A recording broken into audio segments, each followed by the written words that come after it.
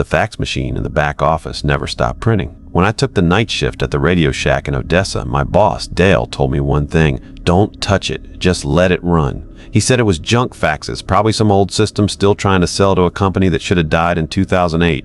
I believed him until the second night. Curiosity got the better of me. I tore a sheet from the tray. It wasn't junk. It was a handwritten order form, shaky pencil marks asking for a portable transistor radio, model TRS 1847.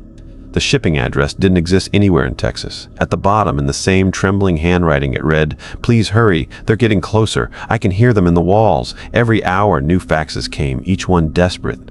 Need a CB radio to call for help. Need batteries before the lights go out forever. Need a phone cord to call my daughter one last time. Each message came from places that weren't real, written by people who sounded terrified. On my fourth night, I made a mistake. There was a TRS 1847 in the back, buried in dust. I boxed it up and mailed it. It felt like the right thing to do, helping someone, even a stranger, crying for help through a ghost fax. The next night, the fax machine printed a message that chilled me to the bone. "Thank you. It worked. I'm safe now. But you shouldn't have done that. They know about you now." That was the first time I realized the rules weren't a joke.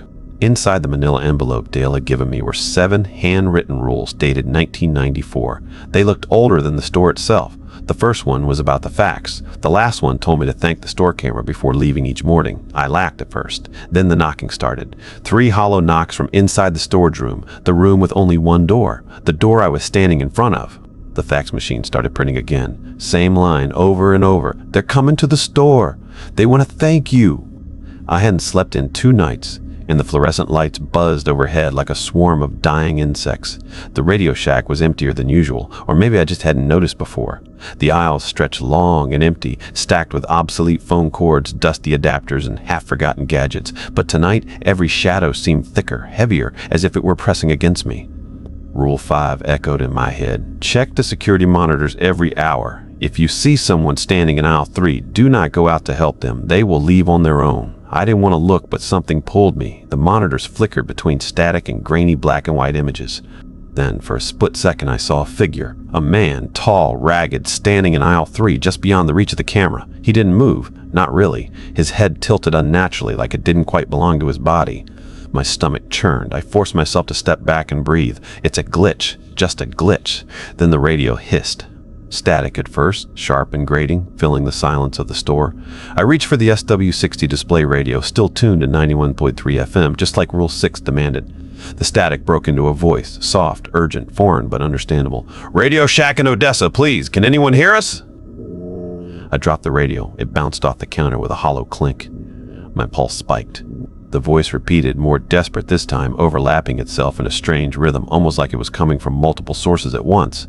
I raised the radio again, hands shaking, and that's when I heard the scratching from the back. The storage room. 3 knocks, then silence, then more knocks, dozens of them, hollow, metallic, patient, waiting.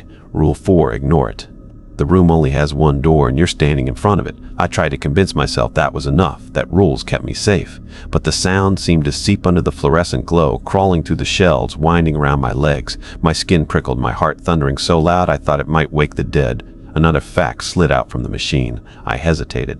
My curiosity burned me already once. Still, I picked it up. The words seemed to jump off the page. "They're closer now. You can't ignore them," the girl called out. "The bridge is open." My stomach twisted, my hands shook. Outside, the night was quiet, nothing but the hum of the strip mall and distant traffic. Inside, the store had become a living thing, waiting for something patient, something that knew I had broken the rules, and I was alone. The night stretched like black taffy over the dying strip mall. Every fluorescent flicker made the aisles stretch and twist in impossible ways. I couldn't shake the feeling that the store itself was watching me, waiting for me to make the next mistake. The fax machine groaned and spit out another page. My hands trembled as I unfolded it. "They're here. The bridge is open." You can hear them in the walls now. I wanted to throw it away, follow Rule 2, but my curiosity was stronger than my fear. I could hear faint scratching beneath the floorboards like tiny nails against concrete. I told myself it was rats. It had to be rats. Then I noticed the radio again. Static filled the SW60, louder this time, layering over my own heartbeat. Then a voice, desperate and urgent. "Help! We can't find the exit! Too many aisles! Don't leave us here!" It wasn't a recording. It wasn't coming from the speakers in the store. It felt as if it was right behind me. I spun around. The aisles were empty, but the shadows moved. Subtle shifts at first, slight flickers, corners bending, then the temperature dropped. My breath came out in mist, and the lights hummed like they were straining against something heavy pressing on the ceiling. Rule 6. If the display radio changes stations, change it back and apologize. I reached out and adjusted the dial. The voice didn't stop. Instead, it got closer, clearer, as though it were walking through the walls themselves. I stumbled backward into the storage room. Rule 4 screamed in my mind, ignore the knocking. It's safe to stand in front of the door. But the knocking had become a pounding now, hundreds of tiny hands hammering metal shelving in sync. I could hear whispered breathing, low and wet behind the walls. Then, as I backed toward the counter, something impossible happened. The aisles stretched, multiplied, and twisted. The store no longer made sense. Every corner I turned revealed another aisle, another row of outdated tech, another shadow. The bridge, the thing the facts had warned me about, was real. It had torn open a gap between worlds, and now things were slipping through. I realized in cold, terrible clarity that this wasn't about saving people anymore. This was about survival. If I broke the rules again, if I didn't follow them to the letter, I would be next. The SW-60 crackled violently, the voice now panicked. Don't help! They know! Don't! I wanted to throw the radio, run, scream. But the store, the bridge, the knocking, all of it had me trapped. And in the back, behind stacks of discontinued gadgets, I could see them, shapes pressing against the walls, waiting, patient, endless. I was no longer alone. I had never believed in ghosts or curses or bridges to other worlds. But standing alone in that flickering, humming RadioShack with the bridge tearing the walls apart around me, I realized I'd been wrong. The rules weren't arbitrary. They were survival instructions. Every one of them mattered. Every mistake had consequences. The knocking from the storage room had grown louder, more urgent. 3 beats, pause. 3 beats. No, it wasn't counting anymore. Now it was a storm of pounding echoing off the metal shelves. My palms were slick with sweat, and my heart thumped so loudly I thought the entities might hear it. Rule 2 rang in my head. Never fulfill any orders. I hadn't listened before. That radio I mailed, it had created a bridge, a connection. And now the things on the other side knew I existed. They were coming, patient, relentless, waiting to reach me through walls, ceilings, floorboards. The SW-60 crackled again. This time, the voice was closer, almost right next to me. Please, help us! Someone listen! I gritted my teeth and hit the dial to adjust it back to 91.3 FM, apologizing aloud as instructed. I'm sorry, I said, voice trembling. The store didn't answer. The radio hissed static, but the whispers lingered, brushing against my ears like icy fingers. Something moved behind aisle 5. Not human, not anything I recognized, just a shifting shadow, stretching, bending, crawling along the floor, the walls, defying physics. I swallowed hard, tried to breathe normally. Rule 5. Check the security monitors. Do not leave your post if someone is in aisle 3. I turned toward the monitors. Nothing.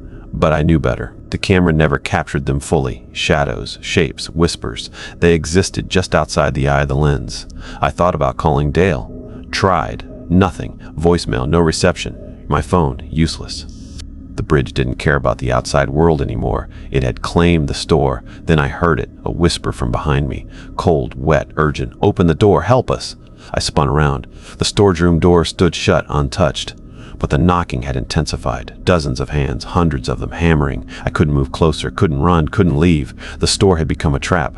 I realized I had to follow the rules.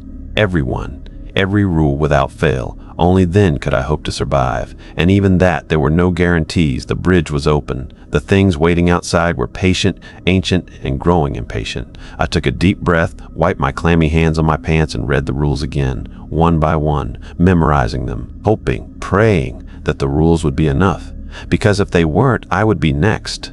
By the 5th night, exhaustion had twisted my senses. Every creak of the store, every flicker of the fluorescent lights made my skin crawl. The bridge wasn't just a warning anymore, it was active. The things on the other side had begun probing, testing the boundaries of the rules. The knocking started again. 3 beats. Pause. 3 beats. No, now it was chaotic, random, pounding against the metal shelves like a storm of claws. I clutched the SW-60 radio, static hissing in my ears. Every time I adjusted the dial back to 91.3 FM, the voice returned, frantic, almost pleading. Do not open! Don't let them through! The back room's door rattled violently. The air smelled wrong, ozone and something metallic like copper blood. My pulse pounded. I wanted to run, but Rule 4 echoed. Ignore the knocking. The room only has one door and you're standing in front of it. I tried to remind myself this was only the store, old, empty, creaky. Nothing could get through if I followed the rules. But the shadows had begun to stretch, creeping past the edges of the aisles, elongating like liquid darkness. One of them twitched, a vaguely humanoid form pressing against the shelves. Then came the whispering, hundreds of voices overlapping, urgent, soft, but insistent. "We are waiting. You broke the bridge. It is open." I stepped back, my foot hitting a box of dusty adapters. It fell, clattering loudly to the floor. The shadow froze, then moved faster, sliding toward me along the floor. I tried to breathe, tried to steady my hands, but my voice caught in my throat. Rule 6, if the display radio changes stations, change it back and apologize to the store. I grabbed the SW60, twisting the dial. The voice halted for a heartbeat, then returned, louder, closer. "You hear us now? We are here." Something brushed past my leg. Cold, wet. Fingertips, claws, I couldn't tell. I stumbled backward, hitting the counter. The shelves groaned, the lights flickered violently. My eyes darted to the monitors. The aisles looked normal, too normal, but I knew better. The fax machine erupted, spewing pages faster than I could gather them. One sentence repeated over and over. "You've broken the bridge. They are in the store. They want to thank you." The things weren't waiting anymore. They were inside. And Rule 2, the one I'd already broken, was laughing at me like an accusation. I swallowed hard. If I moved wrong, spoke wrong, or even looked at them, I would be next. And the store, the bridge, the entities, they were hungry for me. The store had become a maze of shifting shadows. Every aisle seemed longer, narrower, bending in ways that made my head spin. The fluorescent lights flickered like they were struggling to stay alive, throwing long, unnatural shapes across the walls. I could hear them, faint breathing, shuffling, scratching, just beyond my vision, moving with a patience that made my skin crawl. I told myself to follow the rules. Every single one.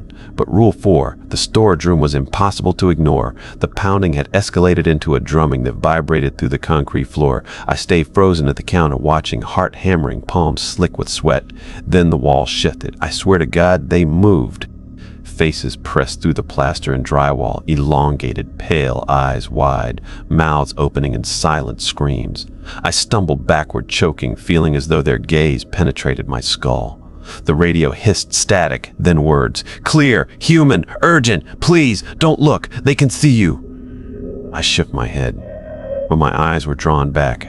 One face, twisted in terror and rage, slid along the wall toward me. Its mouth opened wider than physically possible, silent but screaming. Another face emerged behind it, and another. The walls were alive with them, pressing, pushing, waiting. Rule 5, check the monitors. My hands moved on instinct. The screens were static, but I could see shadows moving too fast, too fluid, shapes that shouldn't exist in a store like this. The aisles warped as I blinked. Nothing made sense anymore. I felt a cold brush against my arm. Fingers? Hands?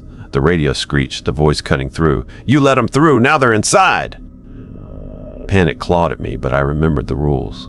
Obey the rules. Survive. I backed away from the counter, careful not to touch the storage room door. The knocking had slowed, more deliberate now, almost thoughtful. But the whispering layered over the drumming made my blood run cold. We've been waiting. I grabbed another page from the fax machine. Words scrawled across it, urgent, accusatory. "You broke Rule 2. You opened the bridge. They can see you. They are patient, but patient does not mean kind." The walls pulsed with movement. The faces shifted closer, now just inches away, pressing through every crack, every seam, every shadow. I could feel their cold intent, their patience, and the inevitability of them reaching me if I did anything wrong. I sank to the floor behind the counter, gripping the radio, gripping the rules. Survival wasn't about bravery, it was about obedience. And even then, the bridge had a will of its own. Something moved in the aisle across from me, and I knew I was no longer alone. I didn't sleep that night. I couldn't. Every shadow, every flicker of light, every whisper from the walls kept me alert, tense, wired to the point of raw panic. The bridge was real and it was alive. The rules weren't suggestions, they were lifelines. Every violation had consequences, and every consequence was watching me. I stared at the SW60 display radio. Static hissed, then a voice, soft, pleading, urgent. "Do not! We can hear you! Rule 6 said I had to keep it on 91.3 FM. I did, apologizing to the empty store like Dale had instructed. I wondered if the radio was more than a rule. It felt like a guardian, or a tether, connecting me to the living world while the bridge tried to pull everything else through. The knocking from the storage room was relentless, louder than ever, but now rhythmic, almost intelligent. 3 beats, pause, 3 beats, faster, irregular. I could hear scraping against the metal shelves, hundreds of nails, claws, fingers. I had no idea if it was one entity or dozens. The walls throbbed and faint faces pressed through, watching, waiting. Patiently, I tested the limits. Just a little. I reached for a box of adapters near the storage door Rule 4 said not to touch. My hand trembled over the edge. The pounding escalated, louder, angrier, almost shouting at me. My breath caught and I dropped the box. The movement in the shadows slowed. The radio hissed again. Patience, patience, but now we see you. I realized the bridge wasn't just about sending orders through faxes. It was about observation. Everything I did, everything I thought was being monitored. Each rule was a boundary, a fragile dam holding back the tide. I had broken Rule 2 before, and now the things were aware of me. I sat behind the counter, gripping the fax pages, counting the rules in my head over and over. I tried obeying them perfectly. No misstep, no hesitation. The knocking slowed. The shadows seemed to hesitate. The faces withdrew slightly, retreating into the walls like water being sucked back from a shore. But then came the whispering again, layered over the hum of the fluorescent lights. You cannot save yourself. The bridge wants more. The store felt wrong. Alive, breathing, pulsing, and I understood. Obedience might buy time, but it would not guarantee safety. The bridge was patient. I had to be more patient, smarter, careful, and then I heard it, a new sound from the far aisle. Slow, deliberate footsteps approaching. Not human, not entirely. The bridge had sent something inside, something that wanted to see me fail. I braced myself. The footsteps echoed through the empty aisles like a predator stalking its prey. Slow, deliberate, impossible. I gripped the counter, my knuckles white, staring into the darkness between the shelves. The fluorescent lights flickered, casting long, jagged shadows that seemed to crawl toward me. Rule 5 warned about aisle 3. Do not go out to help them. They will leave on their own. But the footsteps weren't in aisle 3. They were everywhere, impossible to locate. They came from the far end of the store, then the ceiling, then the walls, like the space itself had turned against me. The radio hissed. The SW60's static twisted into a voice, closer now, almost behind me. Do not run. We are patient, but not infinitely patient. My stomach turned to ice. Then it happened. A hand, pale, elongated, fingers impossibly thin, snatched a box of adapters from the counter, flipping it across the aisle. The metallic clatter echoed like gunshots. I froze. Another hand reached from the shadows near the storage room, brushing my shoulder, cold as death.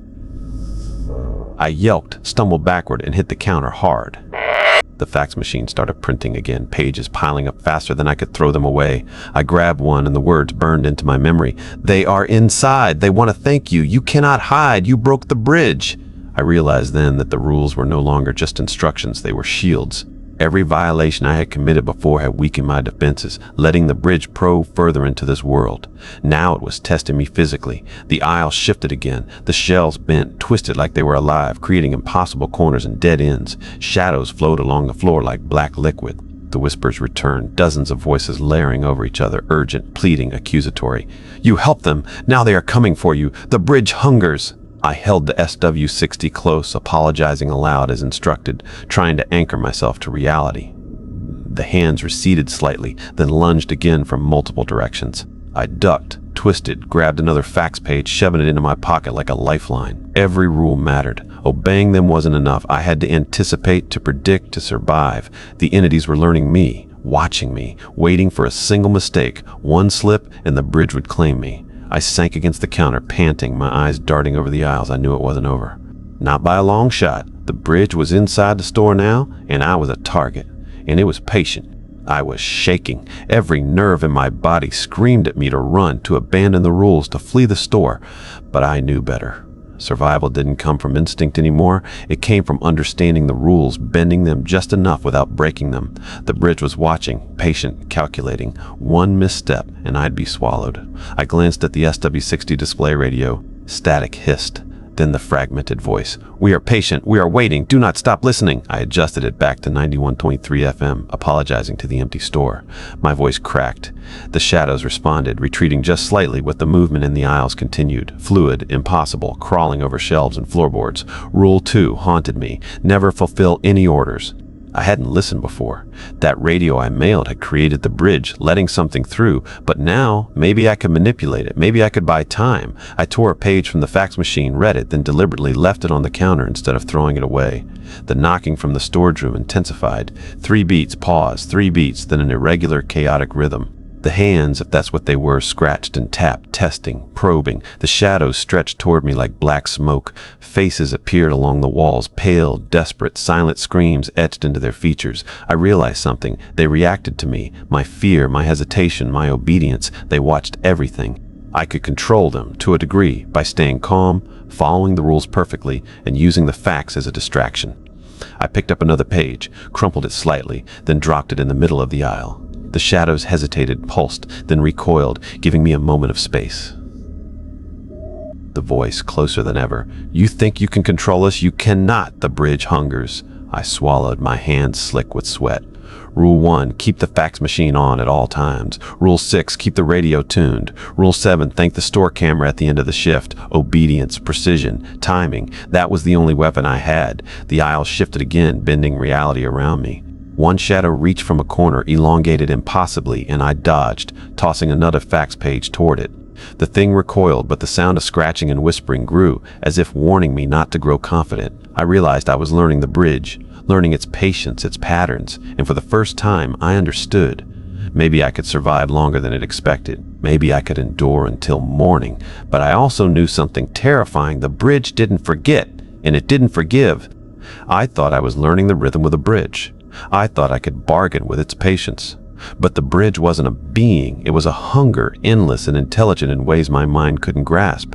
And when I pushed too far, it pushed back harder. At 3,000 a.m., the lights began to hum in a low, resonant tone. It wasn't electrical. It was alive. The bulbs pulsed, dimming and brightening in sync with the slow, steady pounding from the storage room. The rhythm wasn't random anymore. It was a heartbeat. The store itself was breathing. I clutched the SW60 radio to my chest, whispering apologies to the air. The static flared, then a voice slithered through. My own voice, warped and echoing back at me. You're not following the rules. You think you're clever, but clever doesn't live here. My skin went cold. I stumbled back as the aisles warped, their angles folding in on themselves. The shelves looked infinite now, receding into fog. The products on them, cables, batteries, tape, were rearranging into impossible patterns, spirals that seemed to pull at my eyes. The fax machine screamed to life, pages spitting out non-stop. I forced myself to look. Each page bore the same phrase over and over. The bridge is open. Stop pretending you're in control. Then something shifted. The air grew heavy, pressing against me. My breath fogged in front of my face. A low whisper rippled through the aisles, layered and inhuman. He's still here. He still remembers. I backed toward the counter, but the floor beneath me rippled like liquid, sucking at my shoes. The walls pulsed, flesh-like, breathing, and I could see veins of dark shadow crawling through them. I screamed, and my voice didn't echo. It was absorbed, devoured by the air. The radio hissed again, the voice now sharp, urgent. Do not move. The bridge can see movement. I froze. Every instinct screamed to run, but I stayed. The shadows slowed, circling. I waited, trembling, as the pounding in the storage room stopped completely. The silence was worse than the noise. Then came a sound I'll never forget, a single slow click like a door unlocking. The storage room door began to open. Inch by inch, I whispered the rules to myself like a prayer. Obey, endure, survive. But I knew the truth now. The bridge wasn't just testing me anymore, it was inviting me in. The door to the storage room creaked open slowly, as if it had been waiting for me to notice. I could feel the cold radiating from within, seeping across the floor, curling around my ankles. Every hair on my body stood on end. I wanted to run, to smash the door shut, to abandon the rules entirely, but something in me knew I couldn't. Rule 4 echoed in my mind. If you hear knocking from inside the storage room, ignore it. The room only has one door, and you're standing in front of it. My hands trembled, gripping the counter, trying to anchor myself to some semblance of reality. But the knocking wasn't the only thing inside anymore. Something else waited, something alive, patient, intelligent. I swallowed hard. The SW60 radio hissed static, then whispered, "Do not go in, but do not move. They are patient." I could see shadows flickering inside the room, shapes bending unnaturally like smoke twisted into humanoid forms, faces pressed against the walls from within, pale, twisted, mouthless, eyes wide with silent screams. I felt their gaze pierce me, probing, learning, judging. The fax machine began spitting pages like a violent heartbeat, paper piling faster than I could throw it away. Each one was identical. "The bridge is open. They are waiting. You can't hide. Obey the rules. Obey the rules. Obey the rules." I glanced toward the aisles. Shadows moved, curling along the shelves, pressing forward, reaching. The walls themselves pulsed and shifted, bending the space around me. Time no longer felt linear. Every second stretched into eternity. I considered leaving, but the thought died as I remembered the previous mistake, the transistor radio I mailed. That one act had opened the bridge, and now these things were here. They were patient, yes, but patience didn't mean mercy.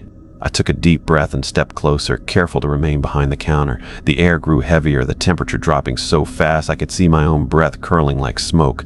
The knocking had stopped, replaced by a low, wet scraping sound, almost like claws dragging across the floor. Rule 1, 2, 6, 7. I recited them like a mantra, letting the words anchor me to sanity. Survival was no longer about courage. It was about precision, patience, and endurance. The door creaked further open, just a crack, and a single elongated hand emerged from the darkness. Pale, skeletal, impossibly thin, fingers twitching like they were alive. I froze, praying, whispering the rules aloud, and then I realized something worse than fear itself. The bridge wasn't testing me anymore. It was ready to consume.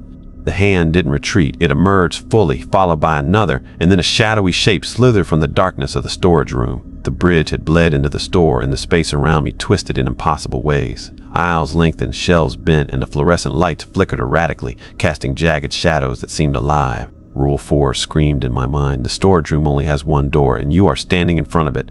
I couldn't leave the counter. I couldn't turn my back, but instinct was pulling me forward, toward the open floor, away from the door, and I knew every step could be my last. The SW60 radio hissed violently, static blurring into a voice. "Do not run! Obey! Obey! Obey! Obey!" I ignored it. Survival wasn't about waiting anymore. It was about moving, adapting, manipulating the rules without breaking them.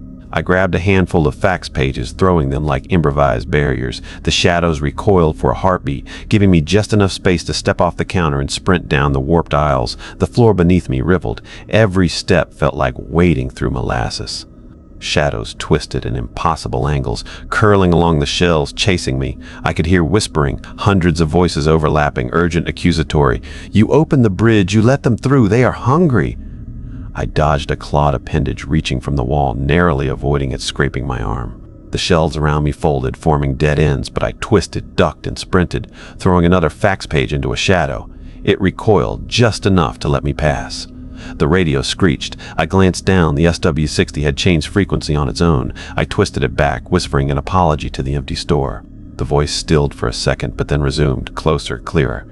"You are clever, but patience is finite. We are patient." I heard the knocking again, faster now, a cacophony of hands slamming against metal shelving. Shapes slid along the walls, faces pressed through cracks, eyes wide and unblinking. The bridge wasn't just in the storage room anymore. It was everywhere. I ran toward the front counter, sliding past the aisles that seemed to stretch endlessly. The exit loomed, yet when I reached for it, the door twisted, distorted, the frame elongating into something impossible. I realized I wasn't running through a store anymore. I was inside the bridge itself, and it wanted me. The store had become unrecognizable. Aisles bent impossibly, shelves melted into walls, and the fluorescent lights flickered like dying stars. Shadows moved with a life of their own, crawling across the floor, stretching up the walls, coalescing into grotesque humanoid forms. The bridge had fully merged with reality, and I was trapped inside it. I clutched the SW60 radio like a lifeline, whispering apologies aloud as instructed. The voice crackled again, closer than ever, overlapping with hundreds of whispers. "You opened the bridge. We are patient, but not forever." I turned, and the storage room door had disappeared entirely. In its place, a black void pulsed, thick and viscous breathing. Faces pressed against its edges, twisted and pale, eyes wide and hollow.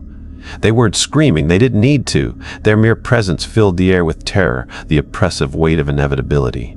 I tried to follow the rules, to obey perfectly. Every page I picked up, every adjustment to the radio, every whispered apology, I did it all. And yet, the bridge responded, bending reality around me, shaping the aisles into labyrinths, shifting ceilings, distorting floors. Then a hand shot from the void, thin, elongated, impossibly fast. I ducked, narrowly avoiding it, but the fingers grazed my shoulder, cold and wet like ice water running down my spine. My heart thundered. My breath came in ragged gasps. The fax machine erupted violently, pages flying in every direction. One landed at my feet. "The bridge hungers! It will not forget! It wants more!" I ran. The shadows followed, stretching along walls and floor, faces pressing from corners that couldn't exist. The radio hissed, and a distorted voice called out, "You are clever, but patience is finite. The bridge sees everything." I realized then what the bridge wanted. It wasn't just testing me. It wanted me to break, to panic, to disobey, to open the final boundary, and I could feel it, an awareness, calculating, patient, like a predator studying prey. I gripped the counter, holding the rules in my hand, whispering them over and over. Obey, survive, endure, and slowly, painfully, I noticed the shadows hesitate, the faces falter, the void pause. The bridge respected the rules, at least for now. But even as I caught my breath, I knew the truth. Surviving the night was one thing. Escaping the bridge alive, unbroken, unmarked, was something entirely different, and I didn't know if I could. I was pinned between the counter and the shifting aisles, the store no longer recognizable as anything human. The fluorescent lights hummed violently, flickering in sync with the rhythm of the knocking from the storage room, or rather what used to be the storage room. Shadows twisted across the shelves, forming shapes that were humanoid and yet impossibly wrong. The bridge was fully awake now, aware of me. I gripped the SW-60 like a lifeline, whispering apologies to the store. Every movement was deliberate, every action calculated. The radio hissed static, then a fragmented voice. "You are clever, but do not think clever will save you." The fax machine coughed violently, pages flying like knives. I grabbed one and froze as I read, "The bridge hungers. They are patient. They want more. Obey the rules, or you will join them."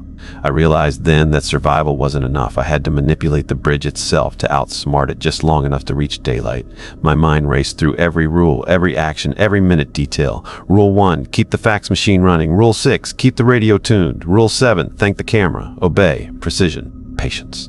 I stepped carefully into the warped aisle, tossing a fax page into the shadows. It recoiled. I inched forward, drawing another, and the shadows hesitated again. Faces pressed through cracks in the walls, pale and silent, their eyes watching, analyzing. I whispered the rules aloud, over and over, letting them anchor me. Then I heard it.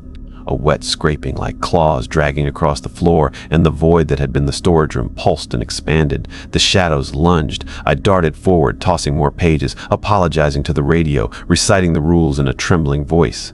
Every step felt like moving through molasses. Every breath was a battle against panic. I reached the front counter and held the last fax page like a talisman. The shadows froze at the edge of the aisles.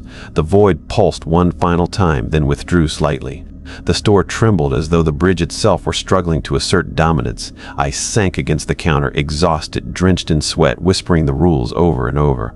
The radio hissed, the fax machine groaned, but the shadows held back, waiting. Patient, intelligent, watching. I had survived the night, but the bridge hadn't been defeated. It had only been delayed, and I knew, if I ever disobeyed, if I ever faltered, the bridge would return, and next time it wouldn't be patient. The first pale light of morning crept through the grimy windows of the RadioShack, stretching across the warped aisles like a fragile shield. I slumped behind the counter, drenched in sweat, my hands trembling as I clutched the SW-60 radio and the crumpled fax pages. The store no longer looked like itself. Floors warped, shelves bent at impossible angles, and shadows still lingered, pressing against walls that should have been solid. I whispered the rules aloud, one by one, over and over, letting them anchor me to sanity. Rule 1, the fax machine must run. Rule 2, never fulfill orders. Rule 3, answer the phone without speaking. Rule 4, ignore the storage room. Rule 5, monitor the aisles. Rule 6, keep the radio tuned. Rule 7, thank the camera. Obedience had kept me alive, but the bridge's presence hadn't receded. The shadows receded slightly with the sunrise, but I could feel their awareness lingering, watching. Patient. The void in the back. The storage room remained a pulsing darkness, dormant for now, but a threat I could never fully escape. I could still hear faint whispers in the static of the radio, soft and accusing. "We are still here. We are patient, but not forever." I staggered to the front door, careful not to look at the shifting aisles. The exit looked solid now, but I didn't trust it. Every step felt like I was walking on the edge of a nightmare. I reached for the handle and whispered the final rule aloud, thanking the empty camera. My reflection in the glass looked pale, haunted, as if I carried part of the bridge inside me. Outside, the world was calm. The sun warmed my skin. The wind blew gently through the strip mall parking lot, and for the first time in hours I could breathe. The Radio Shack behind me hummed quietly, the flickering lights settling into their usual yellow glow. But I knew the truth. I hadn't escaped the bridge. I had only delayed it. The entities, patient and intelligent, remained inside, waiting for the next mistake, waiting for the next opening. I walked to my car, avoiding the cracks in the asphalt as if they might lead back to the bridge. My hands still shook. In my mind replayed the night in fragments, faces in the walls, hands in the shadows, the deafening hum of the fax machine. The bridge had marked me, even if it hadn't consumed me. As I drove away, the store receded in my rearview mirror. The shadows seemed to pulse faintly from within, as though breathing, alive and patient. I knew one thing for certain: the rules were no longer just instructions. They were warnings. Obey, survive, endure, and someday, when the night was right, the bridge would call again. The sun rose, but the terror remained.